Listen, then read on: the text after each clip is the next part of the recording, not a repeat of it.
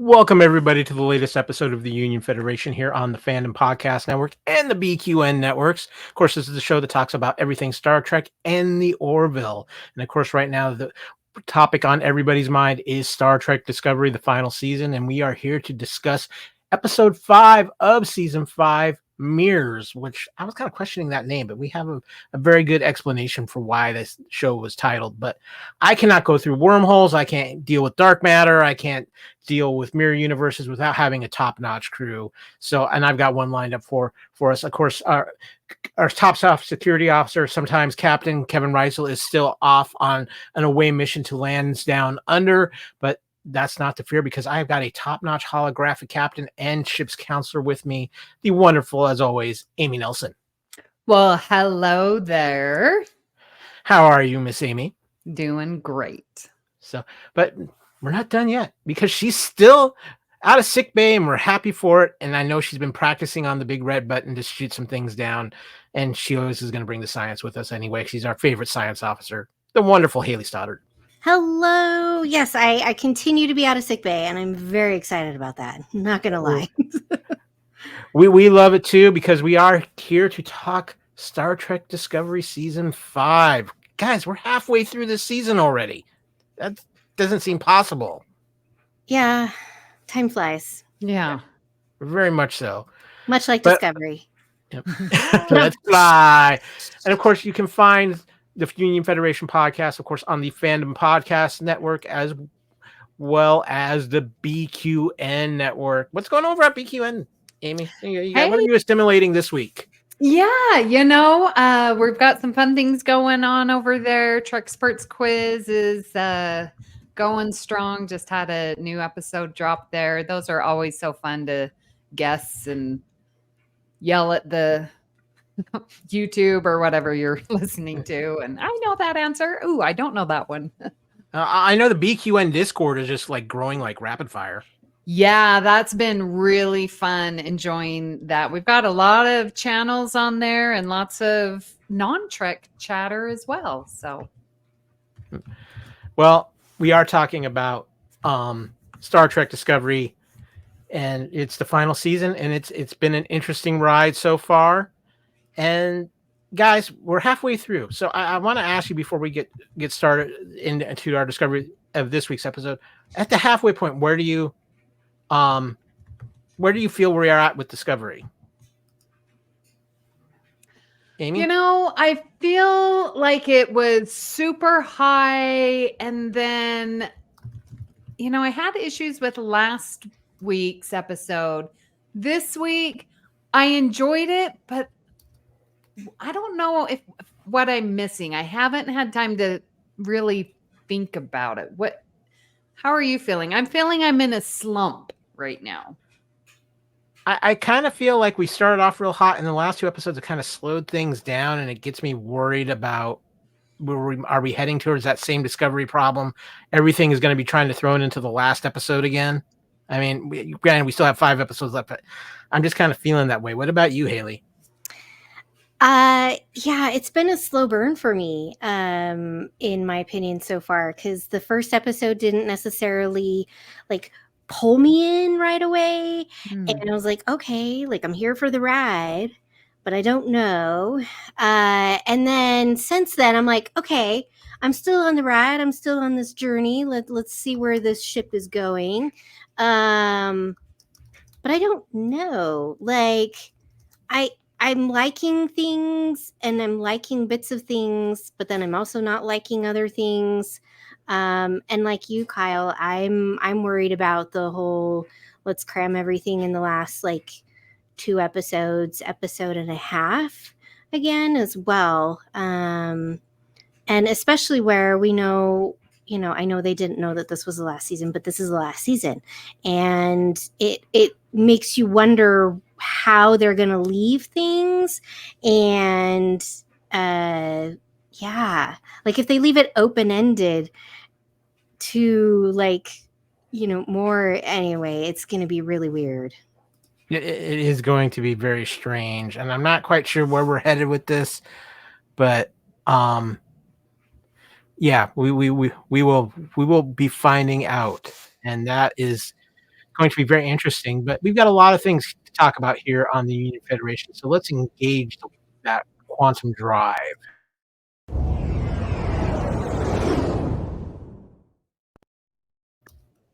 So, guys, one of the things is, news has been kind of in between, but I do have an interesting piece of news that has dropped here, and that is this: the guide to the Orville hardcover announced by Seth MacFarlane himself, coming out September 25th of 2024. It's Orville news is always good. And Amy, have you teleported somebody in on me? Oh, Haley, have you? Are you? One of you?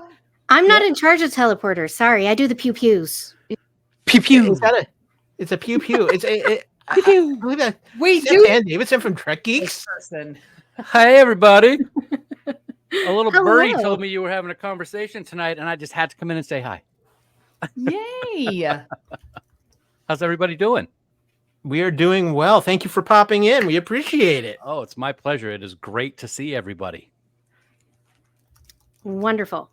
So yes, we were just actually having a little Orville discussion because Seth MacFarlane announced this week the guide to the Orville being published by Dark Horse Comics, a hardcover compendium guide to everything that is the Orville. And of course, we love our Trek around here, but we love the Orville as well. I think a lot of people are going to be putting this down for a possible Christmas present. Awesome.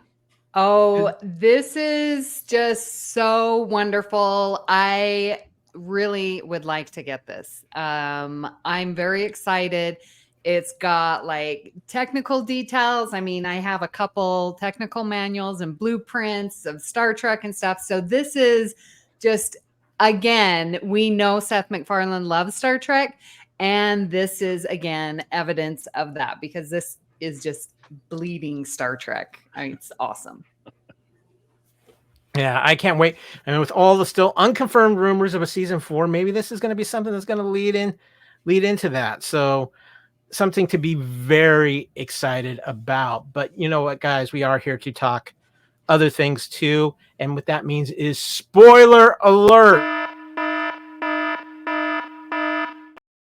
We're going to be talking about everything that happened in Star Trek Discovery Episode 05 Mirrors. Dan, are you ready to talk a little Discovery with us? I am. Yeah, I'm very excited about it. Yes, absolutely. Let's do it. All right. Well, then let's hit that transporter and get into our first away.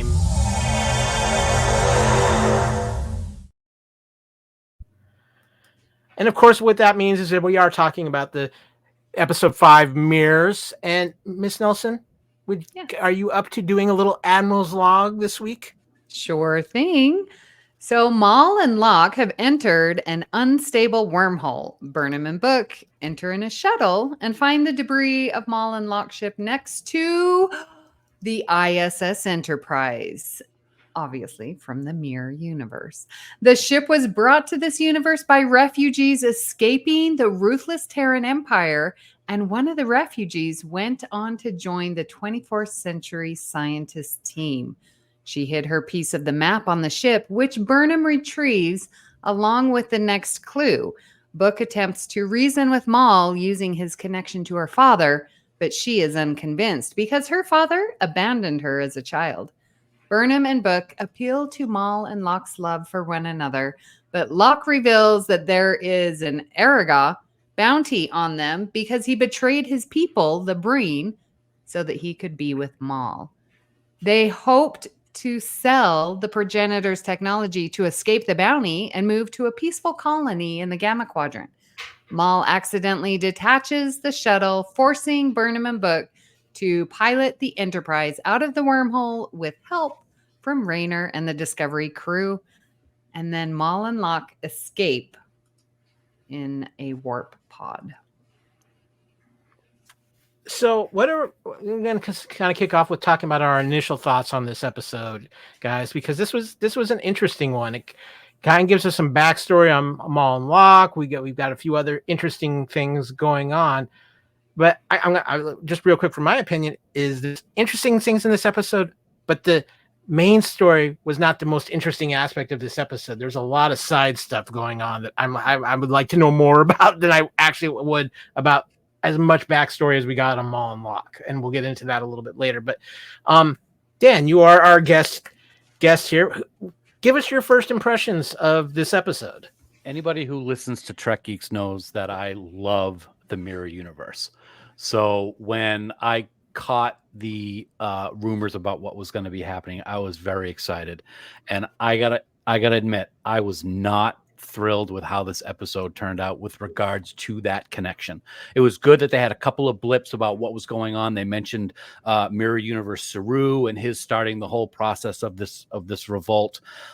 It was just, in my opinion, it was a way for the Discovery creators and powers that be to borrow the Strange New World set for an episode and make it look really cool. Yeah. I tend to agree with you, and I got some interesting facts coming up about some of the things they did with this episode in our trivia. But Amy, what about you? What did you think of this episode?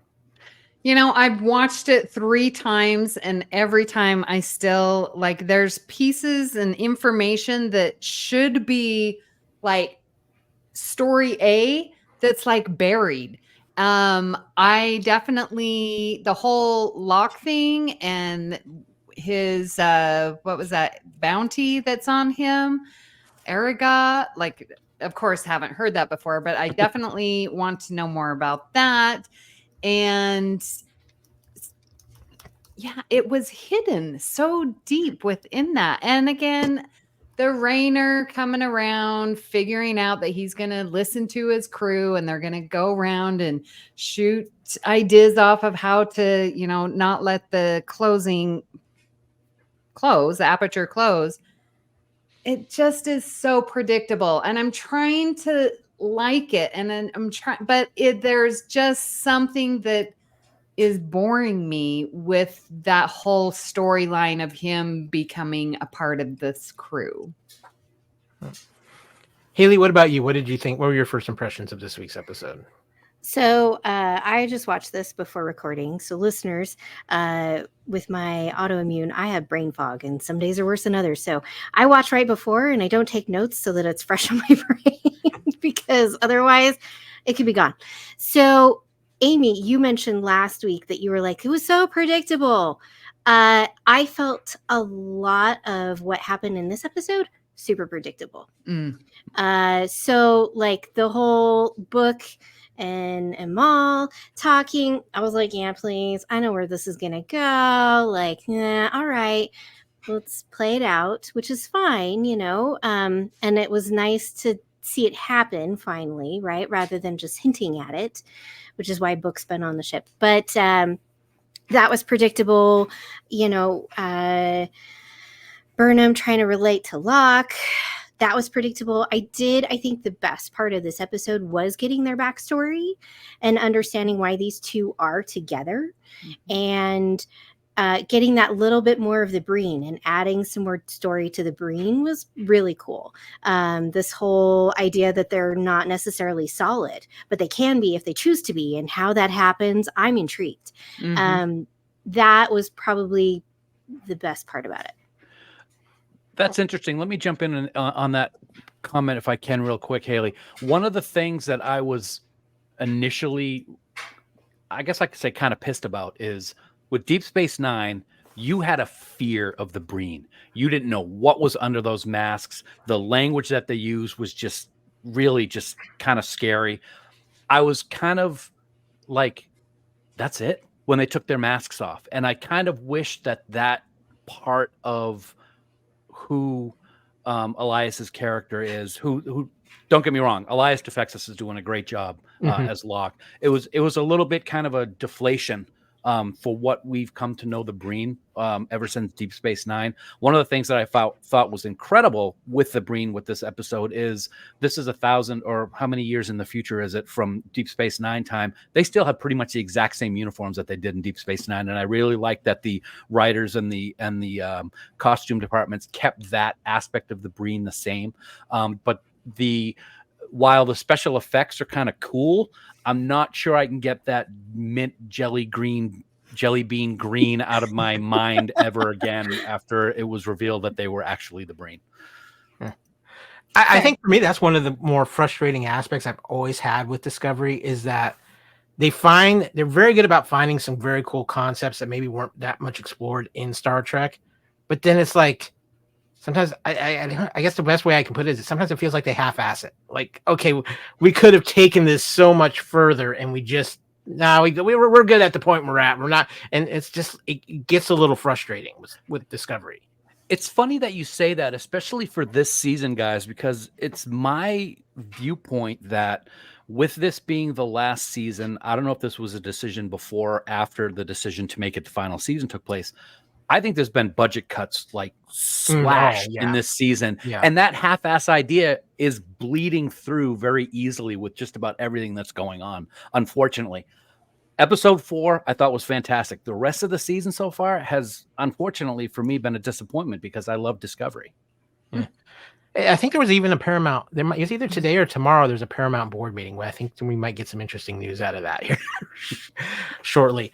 But I appreciate everybody's first impressions on this. But I did a little digging and I found a little Star Trek trivia. I'm going to warp us into that.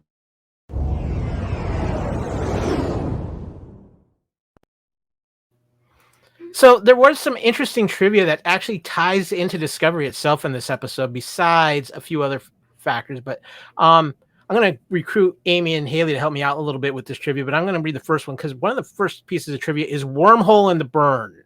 The wormhole that Book and Burnham have to enter is unstable, which describes most wormholes featured in Star Trek. But in this case, it is suggested that the matter-antimatter reactions in this wormhole were caused by the burn. Of course, the burn was the galaxy-changing event in the backstory of Season 3 of Discovery, when in 3069, every warp core in the galaxy detonated. Warp cores used matter-antimatter reactions to do their thing. Very interesting thing there. I like how they're kind of pulling back from previous Discovery seasons to create some of the issues still. They just didn't solve everything. And I like that aspect that they're carrying over ramifications. So I thought that was interesting. But Haley, can you tell me a little about Mir Spock? Sure. Burnham mentions that the science station on the Enterprise was, quote, my brother's station. This, of course, refers to Spock, who in this universe did briefly work at this exact station. Burnham says, I'm sure he was just as ruthless as the rest, though, which, as we know, is not true. Mirror Spock sparred Prime Kirk in Mirror Mirror, such a good episode, and then became the leader of the entire Empire. In fact, when Book reads the story of this version of the Enterprise, he says the Terran High Chancellor was killed for trying to make reforms. In the Deep Space Nine episode crossover, we learn that the leader of the Terran Empire was Spock, and that Spock trying to reform the Terran Empire led to Earth being taken over in the 24th century by the Klingon-Cardassian alliance. I thought that was a nice, little nod to Spock in this episode. It was brief, and that was great. Mm-hmm. I think that was perfect. Yeah, I like that too. And because I like the fact that they had that moment too where she's like, this was my brother's workstation. Mm-hmm. Yeah. So, Amy, can you tell me about Saru and the Mirror Universe from Discovery Season 3? Yeah, so Book mentions that the crew of the ISS Enterprise escaped with the help of a Kelpian slave turned rebel leader. Who could that be? Obviously, Saru. But referencing Terra Firma Part 2 from Season 3, if you remember. In that episode, Georgia went back to the Mirror Universe and created this pocket timeline where she died at a different time and Saru was freed to become a rebel leader. At the time, it wasn't clear if this changed the timeline of the Mirror Universe or the timeline of Discovery Season 1, but the mention of Mirror Saru, who is a rebel, suggests that some version of that timeline might have occurred after all. So I've got a lot of questions with this whole ISS thing. Because when their Book and Burnham are going through and they're checking things out, they go to what to me looks like a transporter room, and there's blankets and the stuffed animal. And she says, why would someone want us to see this? who would stage a transporter room with sleeping bags and clothes and children's stuff. That line does not make sense to me. And is the trinket that she held, is that really the clue, or is that just a red herring that Burnham made up? Red herring. Okay. Yeah, she didn't want Locke to know what that he actually had the actual device clue. Right. Yeah. Okay. I think with that, that line kind of bothers me too. And I don't think it was staged. I think, there's potentially this, something catastrophic. People couldn't sleep in their quarters because something happened in a certain area of the ship. They were sleeping in the transporter room and they left because they all left. It's a bunch of pods that left, so they weren't on the ship anymore. So I think the line was unnecessary. I think going in just kind of helped relate to that story of like these people were coming from the Terran Empire. They escaped it, came into this timeline in this universe, because later in the episode it talks about Dr. Cho and, she joined Starfleet on this side and things like that. So I think, these people had lives beyond being, we're the Terran Empire, blah, blah, blah, that we normally see, obviously, the stuffed animals and things like that. I think it was just to humanize them more, because what we do get of the mirror universe is these gruff people who are all at each other, and you can't trust Adam, you can't trust anybody, even like in your own family. So I think it was to more make them human and give them these stories, but I think the line was really not necessary. Yeah, I tend to agree with that also. I think that it's possible that we don't have an exact timeline of when Terrans kind of lost that power and then the Cardassian Klingon Empire kind of took over, and then humans became the subspecies and were slaves and stuff like that, which we saw in Deep Space Nine. Maybe it's possible that these were a bunch of renegades that escaped and were kind of just using the ISS Enterprise as kind of a place to hide. I also think that it's possible that maybe that line was thrown in there prior to the knowledge that this was going to be the final season. And who knows if they had plans to expand upon what happened in the mirror universe later down the road in a season 6 or a season 7. And I know that they made changes to how the season is going to end with the series finale.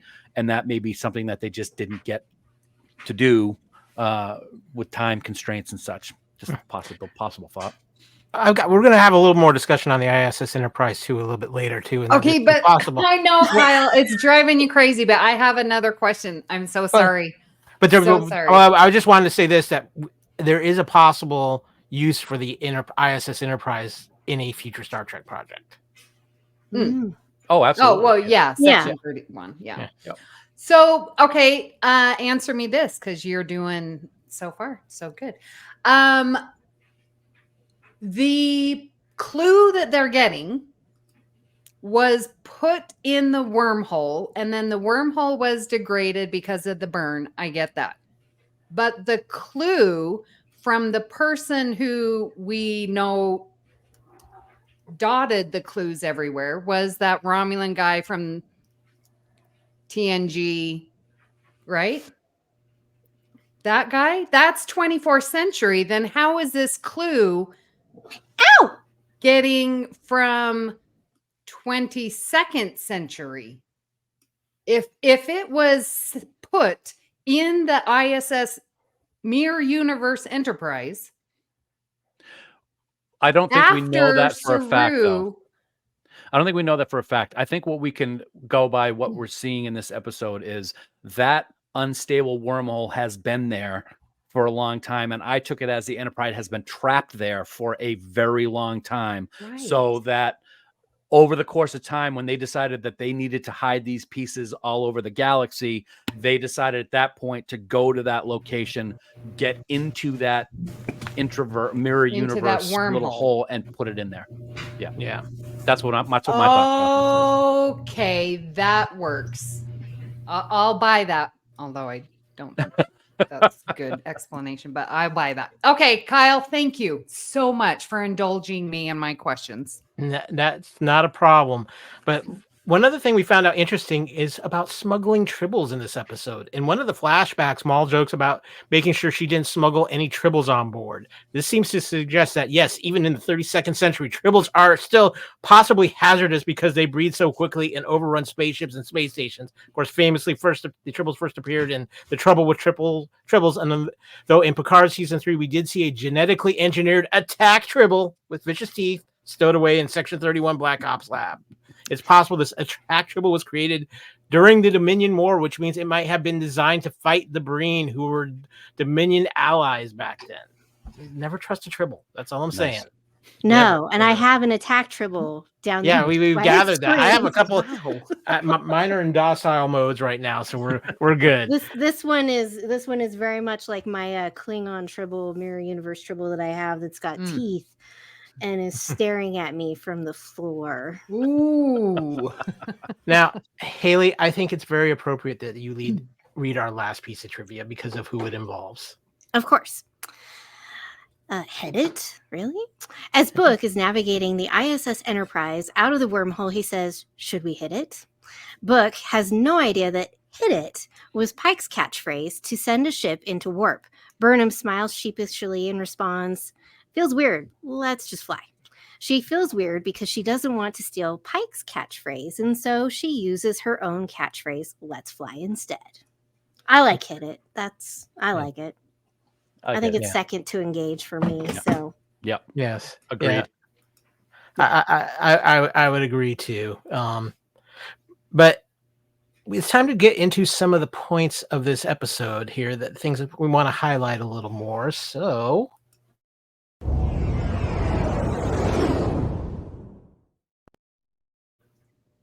Again, we are the Union Federation podcast here on the Fandom Podcast Network and BQN, and we're discussing everything Star Trek Discovery Season 5, Episode 5, Mirrors. And guys, what I want to do right now is get into some of the key points and storylines of this episode, and I think the big one, obviously, is getting finally the backstory on Maul and Locke, and finding out, of course, that Locke is Breen. Looks like he's maybe even part of the hierarchy of the Breen, or has some family ties to it. And of course, we've kind of known a little bit of a Maul's backstory with her connection to the book. I'll start with you. What did you think of how did they give too much time to the backstory of Maul in this episode? Did you like their explanations behind them, or was it you felt like maybe we could have given more time to other aspects of this? I don't necessarily think it took too long. I think that in past seasons of Discovery, they've taken way too long to get things out in the open, like 8 episodes too long. So I was okay with this. And the backstory is very interesting. What I didn't like, if you want to tie it back with the backstory, with Maul is, okay, she's been a criminal. I don't know if that's the right word, or she's been on the run with Locke for years. And anybody watching the show, I can't be the only person who's sitting watching her talk with Book saying, do you really think that she is going to fall for the talk that he is giving her right now, and that she's going to be all okay, and she's going to be like, all right, I'm going to go with you guys and everything's going to be fine? I just thought that was not the way to tie a very interesting and deadly backstory with the possibility of Book talking her out of doing anything that could threaten the Federation and the galaxy with this progenitor technology. Haley, what about you? What did you think? Well, and like I said before, I liked that we got this backstory into these two characters. I mean, we obviously knew, they've been tied to each other for quite some time and have like a deep bond. So I liked the backstory of what led them to coming in together. And like I said earlier as well, not surprised at all of how the situation went. Book trying to connect to her. I totally saw that coming because, again, he's wanted to. That's been his plan. Oh, I can connect to her and I'll get through to her. And you've got like 20 some odd years of angst and anger to get through. It's going to take more than like one conversation. And so I'm not surprised that they took off and whatnot. I think Locke would have kind of came in more than Maul. But again, I appreciated seeing where they're coming from, and the Breen hierarchy is interesting. So that's kind of neat, where he's, it's almost like in all the fairy tales and lores that we have of, the prince comes up and the uncle wants the power, and so he knocks the prince down because he wants to be in control and he wants his side and his faction to be the one in charge. So I like that continuation of how we kind of have this in a lot of stories anyway, in mythology as well. Amy, what about you? I mean, obviously we have I'm gonna be a little bit. We have Jello mold Breen here. Maybe their suits hold them together. Like maybe they don't keep form. I don't know. Anyway, but what did you think of the Maul and Locke story, and did it take up too much of the episode? No, it did not for me. Excuse me. I liked learning about Locke and the Breen, and especially like his connection, like his uncle running, that station or whatever. So there's some dynamics with him being a leader in his own right, but still under his uncle. I liked, again, I'm very curious to know about the two faces that they have and how Maul was so like in a safe place that Locke could reveal that, and how he changed his perception of, okay, we have two faces. And then when he showed it to his uncle's like, how dare you show that face? And it's like, you can see that there's this change where it's like, well, if this is part of me and I want to love me, then I need to love all of me. And I think that point was just too buried in the story, because that's a beautiful story to tell. And my last thing is that Maul, is she a predator? Because she came when we saw the flashback, she pointed him out. Oh, so you're the nephew. Your name is Locke. And like, she knew all about him, and he's like, well, who are you? And then, slowly they fell in love. But it was that initial one where I'm like, why does she know so much about him? I don't know. It was fishy to me, but I do like their love story and going to fight against it all. And you're the only ones that you can count on. Well, I think to your question, her being a courier, it's to her benefit to have as much information as she can, maybe to find a weak point she can use. And maybe that was her intent with Locke at first, and then it became something else. Okay. So that's kind of the impression I got. I have a quick question with regards to, first of all, two comments. One, as soon as he shot the uncle in the shoulder instead of killing him, I'm like, dude, that was a big mistake. Why did you do that? That was mistake number one.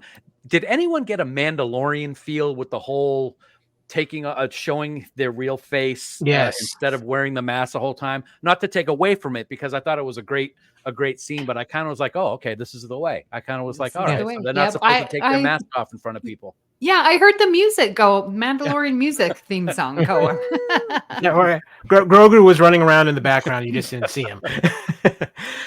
Okay, guys, I want to get into the next topic, which I'm calling relationships, because the relationships were pretty much the key point of this episode.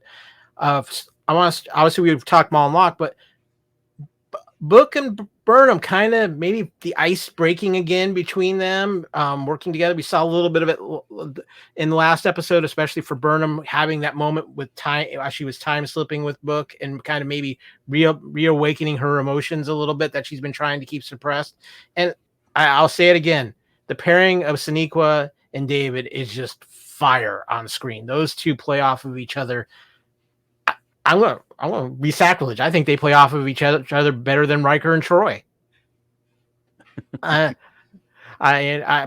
we see their relationship, and what's interesting here is they're almost like the parents in this episode, because they are trying to use their own relationship experience to help Maul and Locke make some decisions, and not make decisions entirely based out of emotions. So I found this interesting in this aspect that we're seeing a different stage of this Book Burnham relationship, which I'm hoping by the end of the season gets them actually back together. But Amy, I when we're talking about Book, I have to go to you first because it's Book. Yeah, he's great. I definitely, I've said it, I want them to work out. I think they are a good, healthy couple that I would like to see more. I mean, it started with Ash Tyler and that relationship didn't work. That wasn't healthy. She's grown. She's now captain. She's ready to take on a mature relationship, and I'm all for it. Dan, what about you? What have your feelings been on the Burnham Book relationship? I think if anybody doesn't think that they're going to be back together by the end of this series is crazy. Unless for some ridiculous reason they decide to kill off one of them. I just don't see that happening. They've been planting that seed since the end of last season. I think that that's definitely going to happen. I did appreciate the aspect of what Burnham was doing in sickbay a little bit more than I did with what Book was doing on the bridge. Now, correct me if I'm wrong, but Cleveland Booker was not his biological father. So no. I was kind of having a hard time with the connection that he was trying to make with her about being family. It was a stretch. He was doing whatever he could to try to get her to come around. It just didn't seem as focused and as well done as with what Burnham was doing in Sickbay with Locke. I liked that he finally pulled the Quajon card because I think that's a stronger connection to your point, Dan. Yeah, I agree. Yep. What about you, Haley? A little Book Burnham? Are you on the heart of I Heart Book Burnham? I do think that they are a good relationship. You know, we ship the ships, right? And so I like that concept of them getting back together. I think that would be healthy for both of them. To your point, Dan, you know, as someone who's adopted and whatnot, just because Cleveland Booker wasn't Book's dad, doesn't mean that, you know, he wasn't raised by him. He didn't have a connection. You know, he had that connection with him because, you know, Book lost his own father. We don't know exactly how old he was, but my guess is probably from a young age. And so he kind of has that father figure. Cleveland Booker does to Book. Agreed, and so, you know, that's why he says, you know, we're not blood family, but we're still family. And, you know, as a lot of people say, I say this, you know, the family we choose sometimes means more than the family we're born with. And so I think that's why he was trying to make that connection to her through that avenue, but, you know, not knowing the pain that she has regarding her father. Obviously, you know, it's something that is going to bring up a lot. I think there's going to be some connection made, maybe hopefully towards the end with these two. But it's going to take her kind of understanding that anger that she's holding on to isn't serving her purpose whatsoever. Right.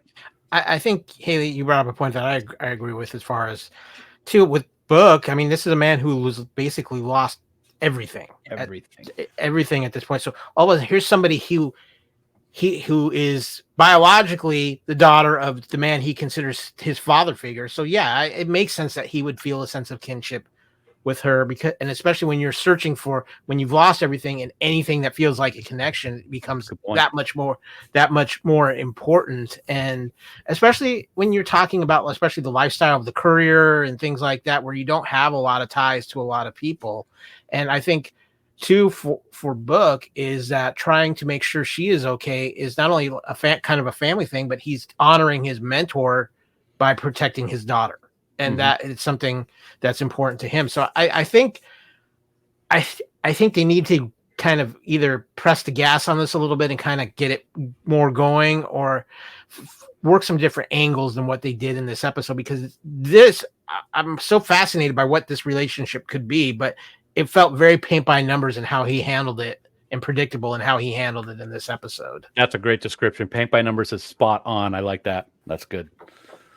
So, now, the other relationship that I was wanting to talk about too is one they've been kind of started with the last couple weeks is Rayner and the crew, because I really enjoyed Rayner this season. I think he's a great contrast to Michael Burnham, but what I've really found interesting is to see his character growth, and we see in this episode him actually doing what Burnham has been trying to teach him to pull the ideas from all the crew, let the crew contribute. It's just not one thing, but you can still see him kind of fighting his own instinct with all of this. And I think he's been a really fresh addition to this season of Discovery, and just brought an interesting new dynamic to it. And it's fun to watch this play out, Haley. Yeah, well, and to pull in from the Ready Room, because hey, I watched it. Is his character has gone through a lot. We don't know how old he is. It could be kind of like the Vulcans, where they live a really, really long time, and so he's got all these years of how he's been and how he's been a captain and how he sees Starfleet and how he views leadership. And everyone views leadership differently and takes a different stride in that. And so to be upset that his character is kind of pushing against how Discovery has their leadership set up and how the crew works together, it's understandable, because he's got who knows how many years, decades, centuries, whatever, of the way he's done things and the way he's known things to to kind of go up against something new, and change is hard and change is difficult.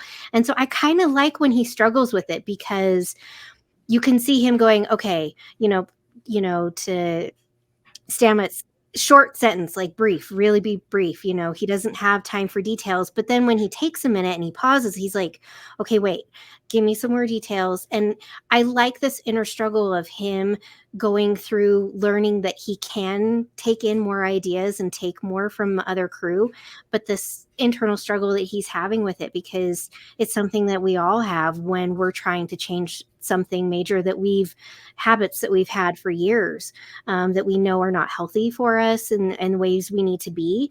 And so I like that, because this isn't an alien race that's having a very human struggle.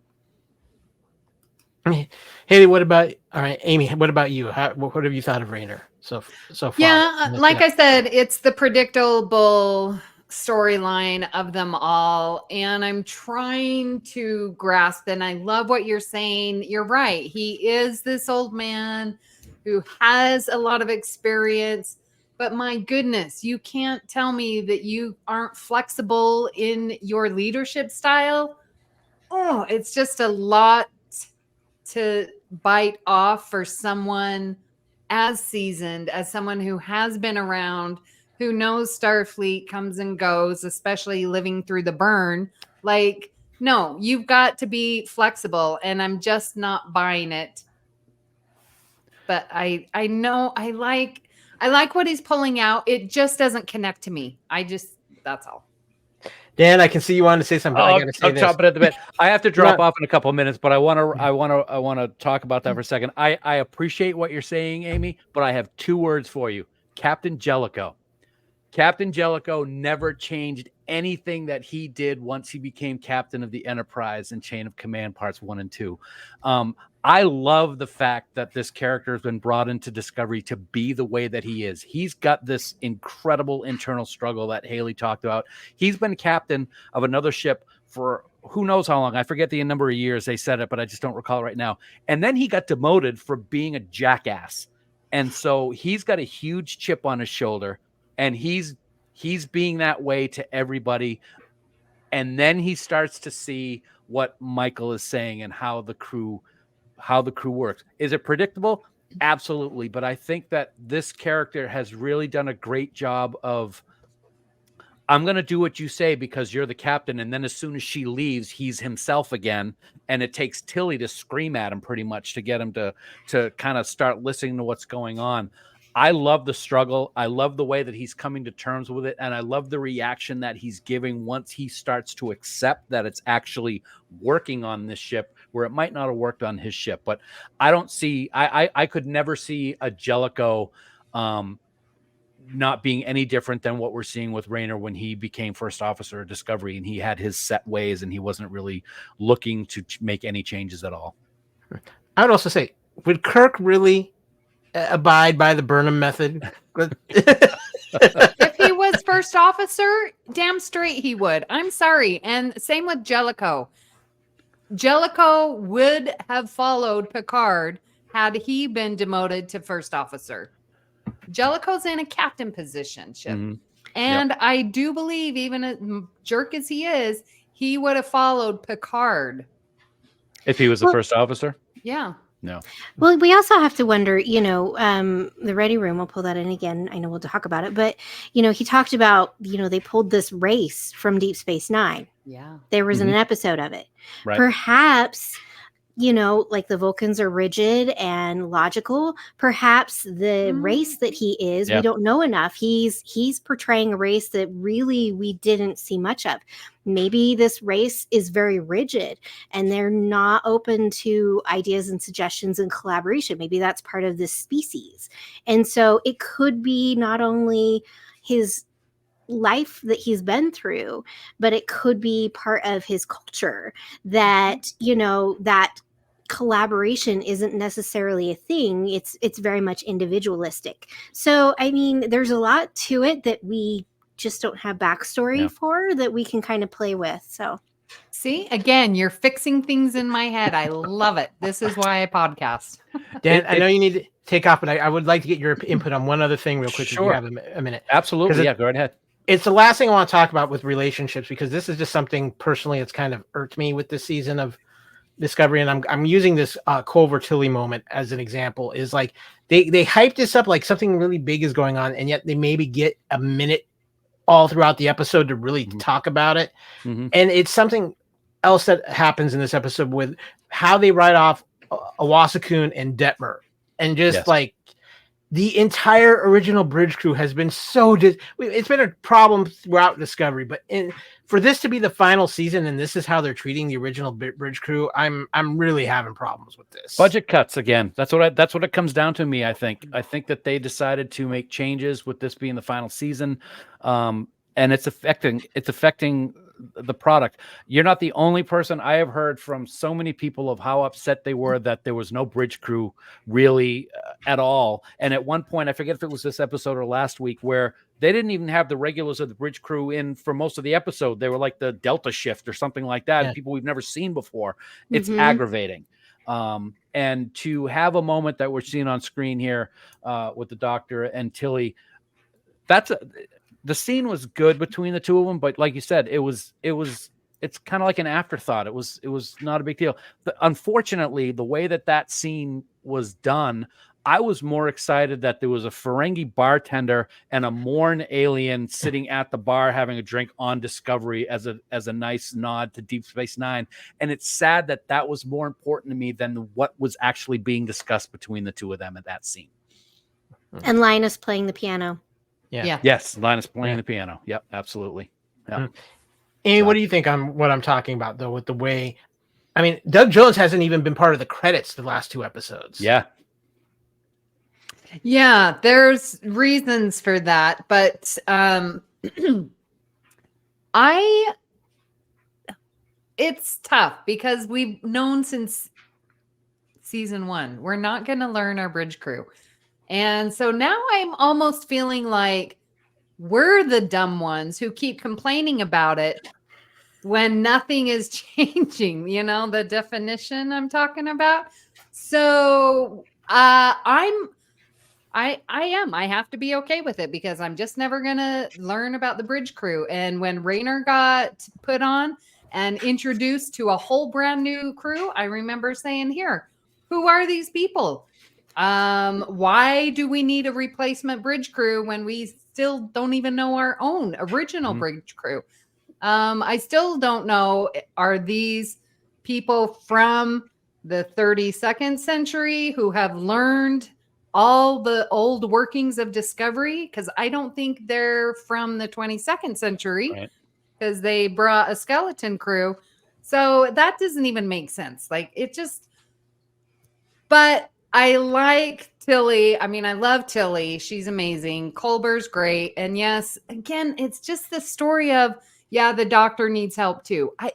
We've seen that so many times, and yes, he needs help. So they're going to talk. I like it. It's just predictable again.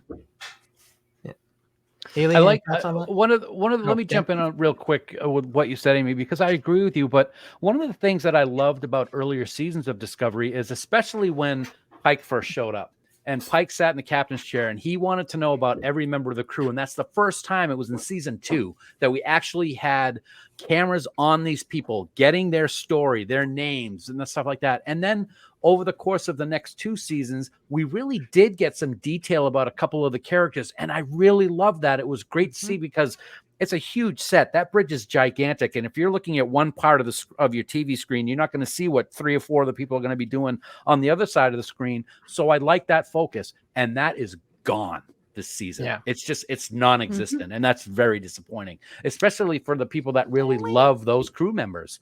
I think, because one of the great things about Star Trek is that relationship that the crew has with themselves, and especially the bridge crew.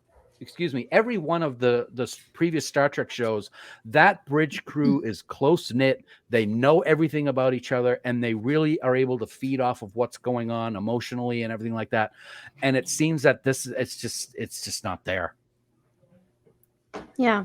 I felt this conversation, like, it was nice that Tilly picked up on that, something was off, and that, he's kind of struggling. And I love the characters. I love them both and whatnot. I'm a little tired of them throwing in the I died. Like, I get it, but it's also been how many years now?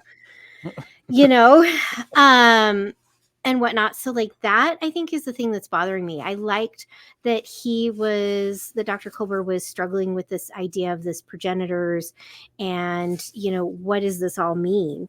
When we get to the end, like, what are we going to find? Because I think more of the crew should be talking about that. Like, we're going to the progenitors, people. Like, we're going to find their technology. We're going to find that. Like, what does that mean for us and life as we know it in the universe? Because, I mean, if you've watched the episode from TNG, you know that they created all of life. And they were the start of it. And so, like, I think that struggle and that internal struggle is missing.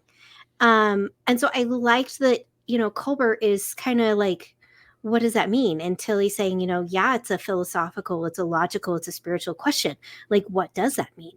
I wanted a little more of the conversation of that, but I think that's also something I'd like from the rest of the crew. Like, people who know what they're doing on the crew, no matter what level they're at, should be like, what does this mean for us? Like, when we get there, when we get to the end of this, like, what are we going to find? What are we going to do? Like, what does this mean? Because that is a very human question. What does life mean? What does our existence mean?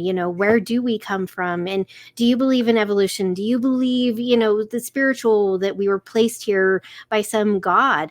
And so I think that conversation would be happening more amongst the crew.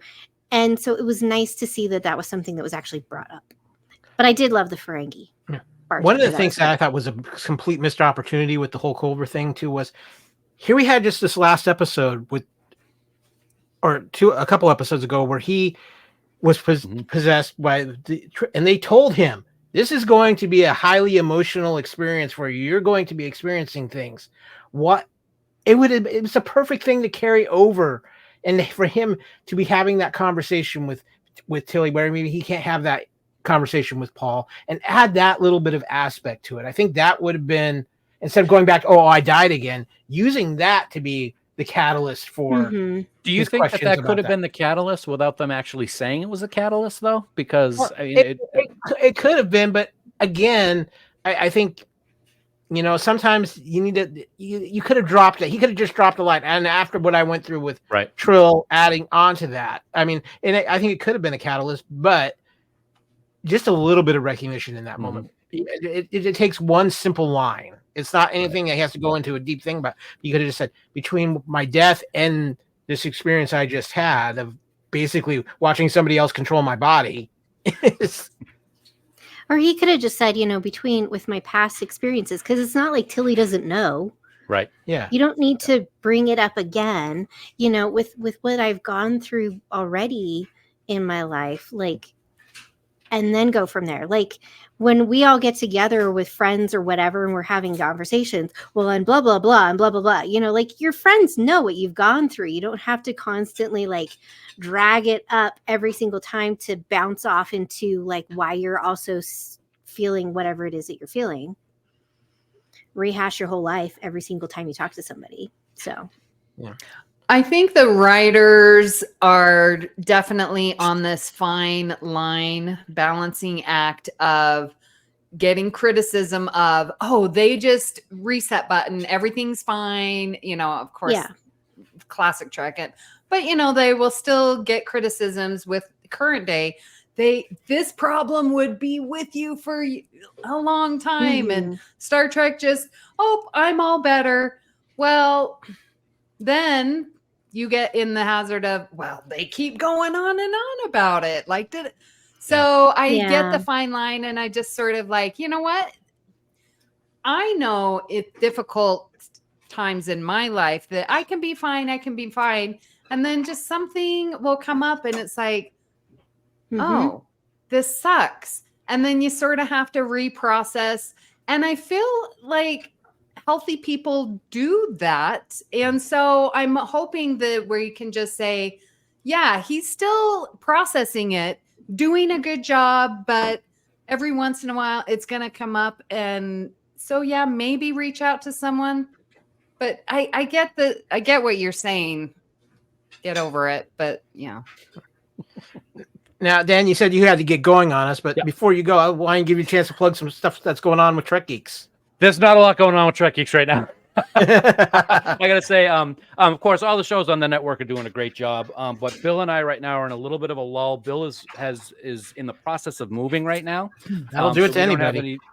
So we don't have any new stuff coming out for the next couple of weeks. I'm leaving for Disney in a couple of days, so that ties into that. But we are going to be back hopefully in a couple of weeks, starting to churn out some episodes again. But I mean, you got all the other shows on the network to fill your ears instead of listening to two dumb guys from New Hampshire. Well, I can't say that anymore because he doesn't live in New Hampshire anymore. Yeah. So I said to him the other day, I said, you know how much time you are going to save now that you're in North Carolina, that when you're filling out an online form, when you get to the state field, you only have to hit N once instead of 3 times. That's just fantastic. That's a reason to move right in itself. Yeah, there you go. Now you can say one smart guy from New Hampshire and a dumb guy from North Carolina. Absolutely. And that is now the new tagline for Trek Geeks starting next time. Wow. I'm in the N state too. I have to hit the N a couple times to get to Nevada. You have to hit it a couple times. Yeah. Yep. I'm in Florida, so it's a whole other set of problems. Let me just say also, I am very excited that I was able to sit here and talk about this with you guys tonight. I haven't had really sat down and done any podcasting for a few weeks, so it's really great. It's great to see everybody. It's great to know that we still have Star Trek going on, and there's still some great opinions out there. And like I said, I'm not sure exactly when Bill and I are going to be firing it up, probably within the next 3 weeks. So if you have room there is always a chair on the Good Ship Union Federation. Guys again. There's always a chair anytime you want. We promise we won't put you in the P corner. I might want to be in the P corner. I really have no idea. Okay, I don't want to be in the P corner. No, guys, it's great to see everybody.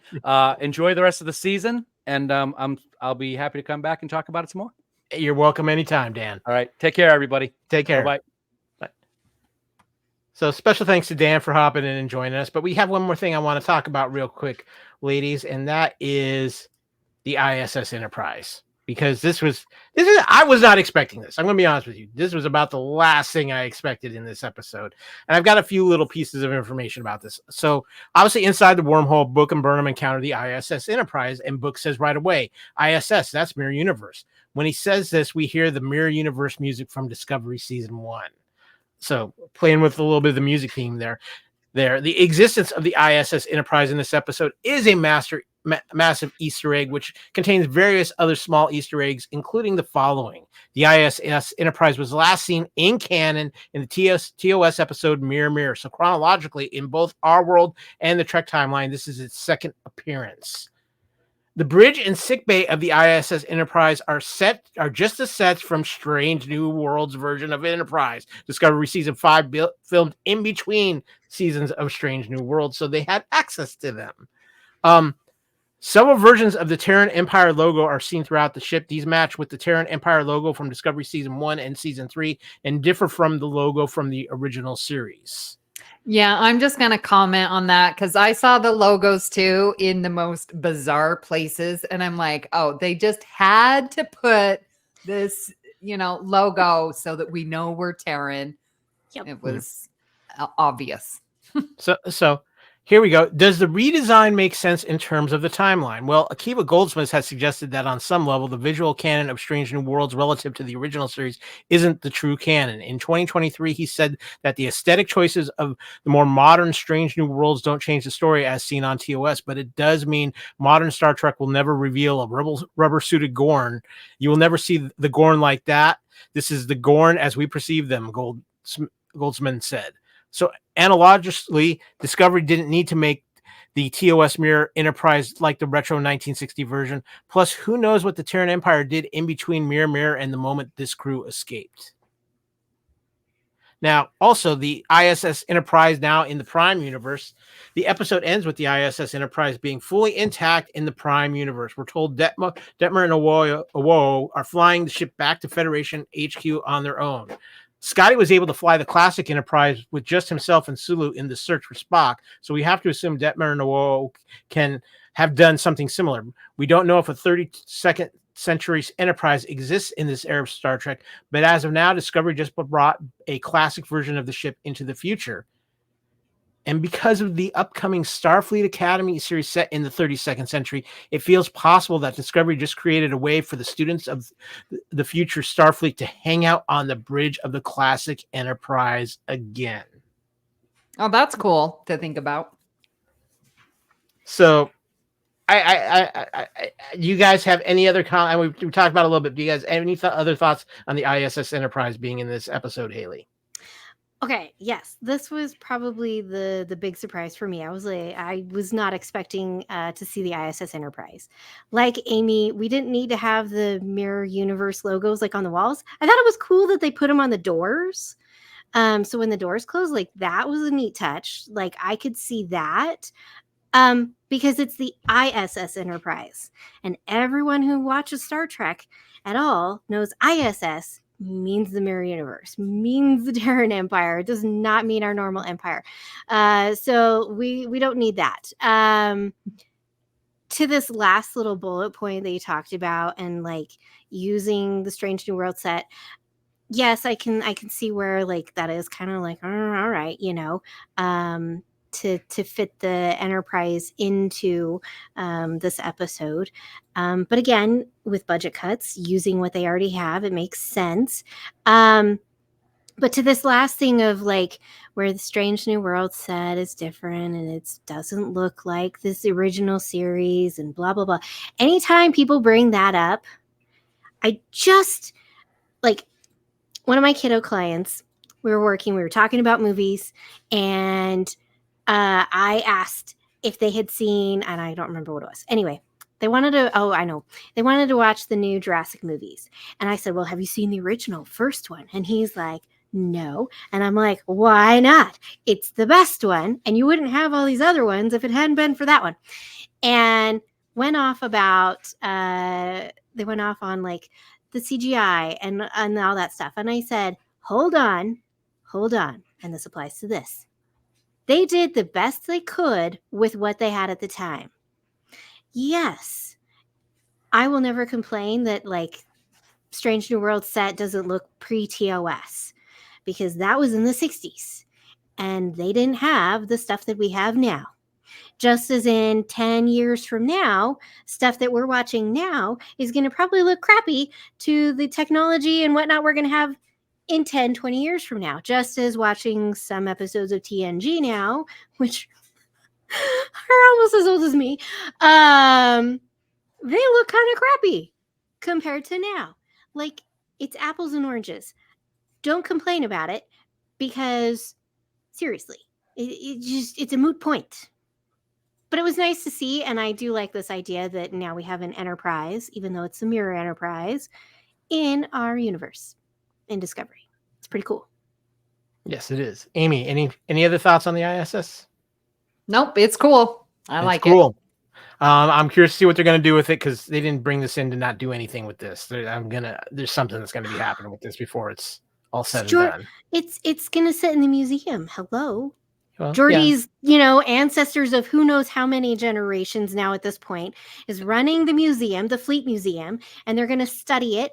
And who knows, maybe in something future, the technology is going to be helpful because, hey, it can't be hacked, or something like that, because it's, pre all the ships being collectively put together kind of stuff. I don't know. We'll figure it out. In the meantime, as I'm getting an attack triple run quickly across my screen, let's teleport into our second away mission and talk some Ready Room.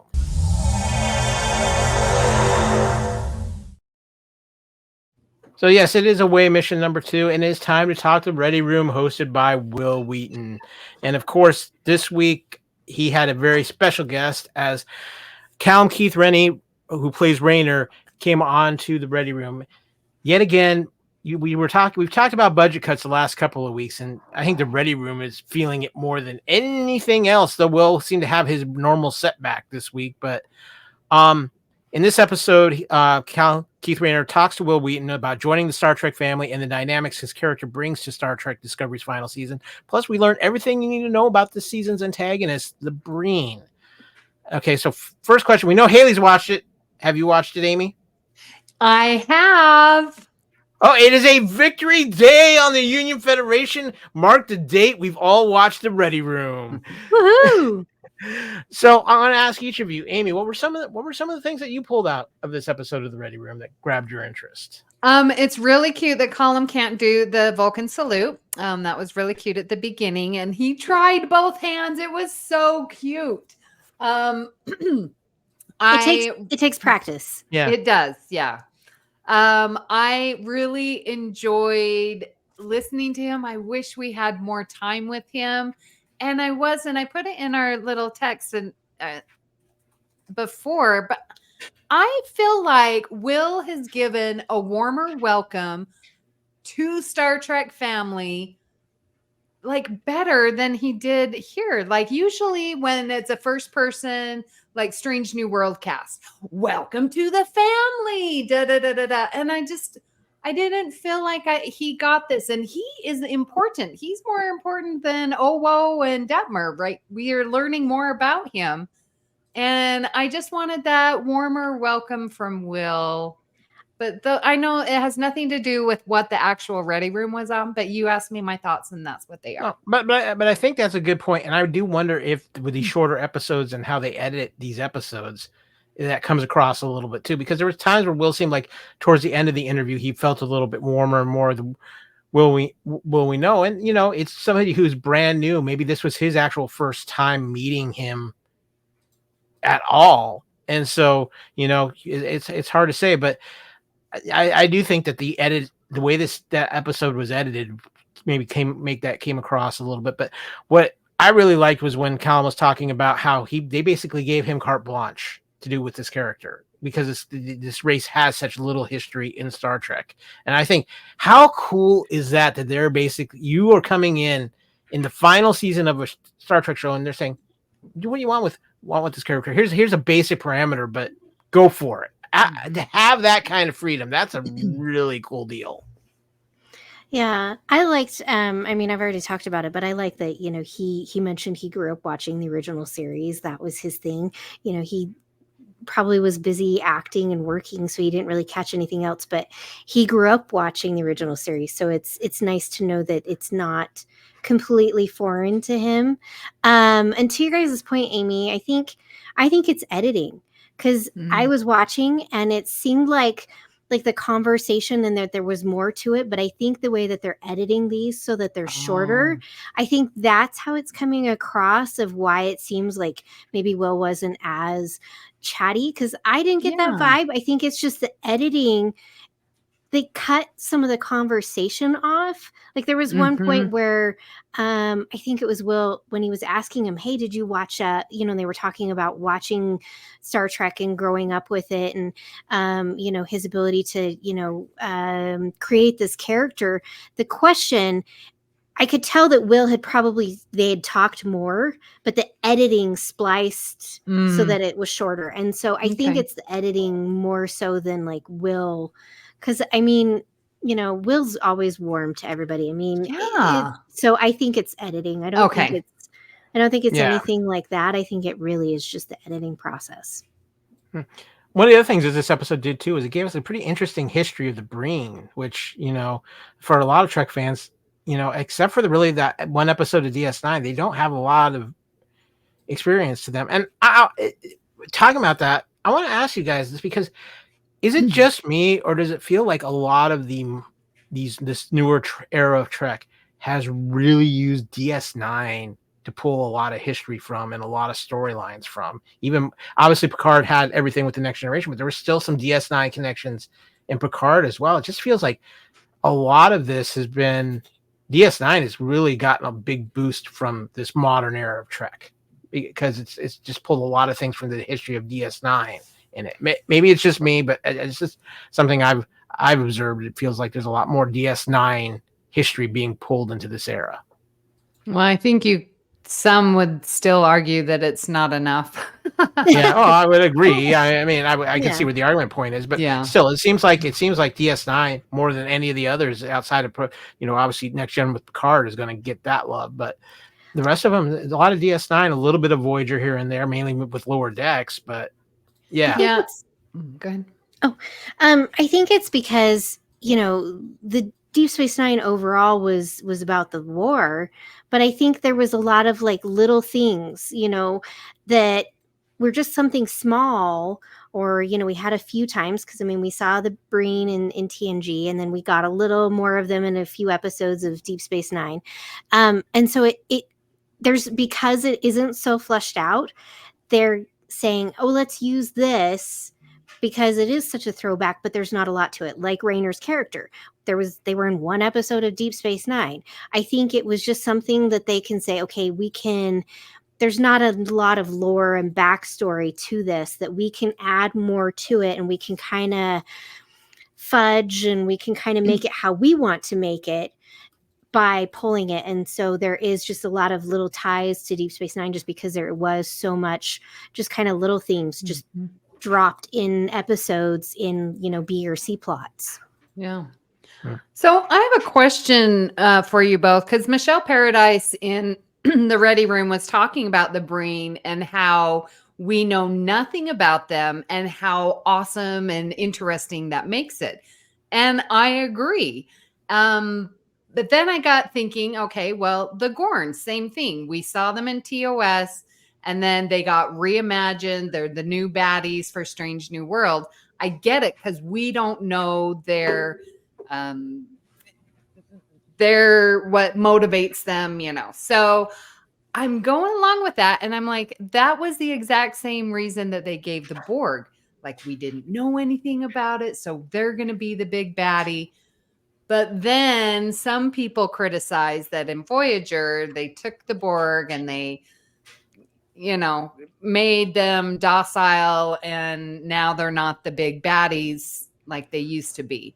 Do you think that the Breen will get that way? Like, I don't think we have enough. Done? I don't think we have enough season left in this season for them to be able to do that with the Breen. But if anything, then realistically, this was the first time we've seen the Breen outside of finding out lock is Breen. This is the first time we've seen the Breen really all season. So how much more are we going to see of them? Again, this comes down to a classic Discovery problem. We're halfway through the season and there's still a lot to wrap up in 5 episodes. And so how much of the Breen are we going to get? How menacing are they going to make the Breen? Because we still have the progenitors, everything with the progenitors. They're still searching for clues. We still have, there's a lot of dangling plot threads for 5 episodes left of a series. And, that's always been one of my knocks on the Discovery writing team, is that they don't seem, they always seem to like try to corner so much into the season finale instead of trying to just tie up some plot threads as they go along. So I think that's going to be interesting. The question will be, I think, is going to be, in whatever future Trek we get, will the Breen be part of that? And could that be what waters down the Breen? Yeah. Well, and I think it's also a matter of, how much have the Breen been a threat now? This is the first, they're kind of talking about it. So it almost seems like, again, there's really no backstory to say, like, currently how much of a threat the Breen are,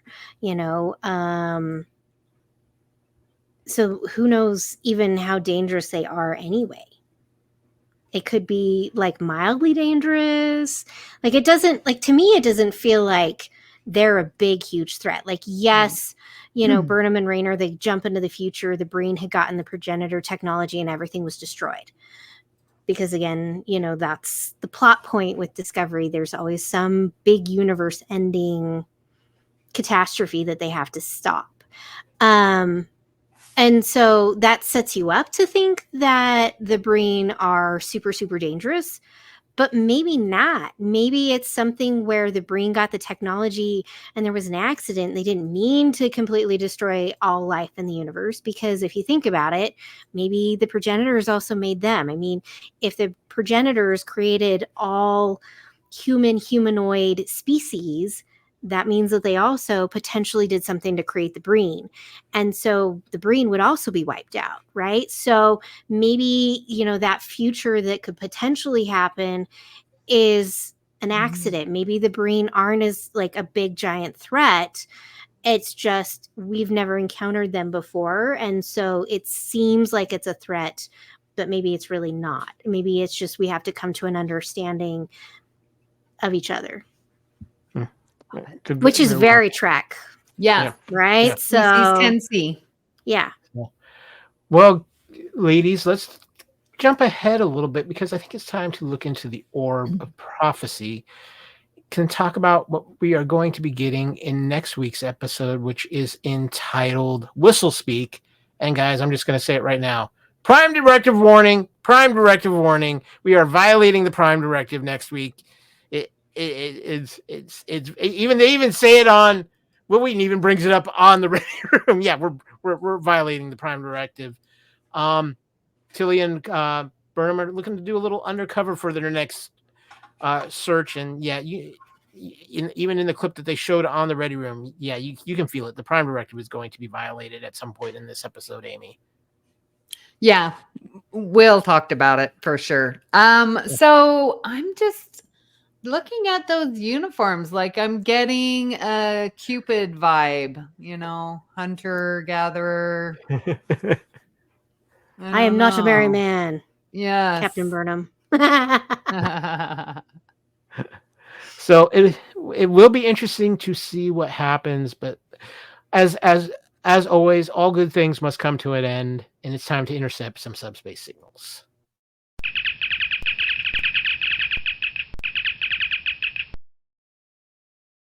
Of course, you are watching this episode of the Union Federation podcast on the Fandom Podcast Network YouTube channel, or if you're listening to it, you're listening to either on the master feed of the Fandom Podcast Network or on the feed provided by the amazing BQN network as well, giving you all things Trek, assimilating everything, the audio, my brain, your brain, everything in sight. It's spreading.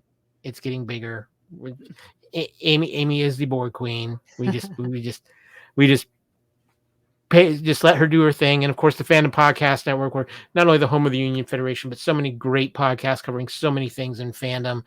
Just real quick, I want to plug a couple shows we just put out. We have our show Time Warp, which we are now covering the movies and TV of 1984 in our April episode. Our episode covering the month of April of 1984 came out. Some interesting movies, but much more interesting television in that time frame as well. So Yes. Yeah. Just yes. Yeah. And of course too, we have our Couch Potato Theaters going. We just did a very fun episode of Couch Potato Theater. Roadhouse. The new one is out on Amazon. We were blessed to have Anthony DeLongis, who, if you have seen the original Roadhouse, you probably know him as the guy wearing the bladed boot. And he came on and told us some stories of the set and told us about his amazing work. And if you're not familiar with Anthony DeLongis, not only is he an actor, he is an amazing stuntman and weapons master. He is the man who taught Michelle Pfeiffer how to use the whip on Batman Returns. Ooh. So if you have seen that footage too of her taking off the mannequin heads, he taught her how to do that. So just nice. So you can find the Fandom Podcast Network on there on its master feed at fpn.podbean.com. Of course, on any of your major podcast catchers, and of course, visit our YouTube channel. Just search for the Fandom Podcast Network. Give us a like, give us a subscribe, share it out. We're trying, as always, to grow the channel as well. But we talked about it earlier, Amy, the BQN, assimilating all the audio, quizzes, table reads, all kinds of stuff going on. I can't keep track. You Listen, you can find Union Federation on BQN. That's all you need to know. So Yeah, just search anywhere on your podcast, wherever you listen, search Union Federation, and you will see it come right up. So we have other shows, but we want you listening to Union Federation podcast. And of course, we are covering everything that is this final season of Star Trek Discovery. And it's been an interesting ride so far. I'm going to be curious to see where it goes. But before we get out of here, of course, I am Kyle in the captain's chair. You can find me on X/Twitter at AKyleW. You can find me on Instagram and Threads at AKyleFandom. You can also find me on Letterboxd at KSport16. You can find out what I've been watching. I need to get that caught up, but we were having some fun with Letterboxd. I think Kevin's up to like 200 movies now. He just watches like 5 a day. I think. I don't, even in Australia with his wife. I don't know. But Amy, besides BQN, where can people find you on social media? I am on Discord, Amy Nelson 522. I am on Twitter at Miss Amy Nelson, and yes, our Facebook group. And yeah, over there on BQN. Yep. And I need to add, you can find me on Discord at AKyleW as well. Haley, where can people find you? You can find me on Instagram and Blue Sky, which is so much better version, at Trekkie01D. And of course, she's pumping out science knowledge all over the internet. She just won't tell. It just pops up randomly. It's great. It's fun. But it is. Again, this is Union Federation.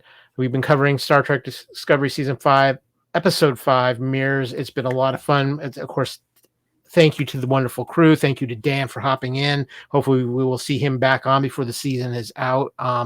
You ladies always bring the knowledge. I just kind of get to sit back and enjoy the ride. It's great. I've even figured out the inertial dampeners after being gone for so long, so I think we're good now. So with that, we are the funnest ship in the fleet. We have our own particular kind of crazy. But until next time, hailing frequencies are now closed.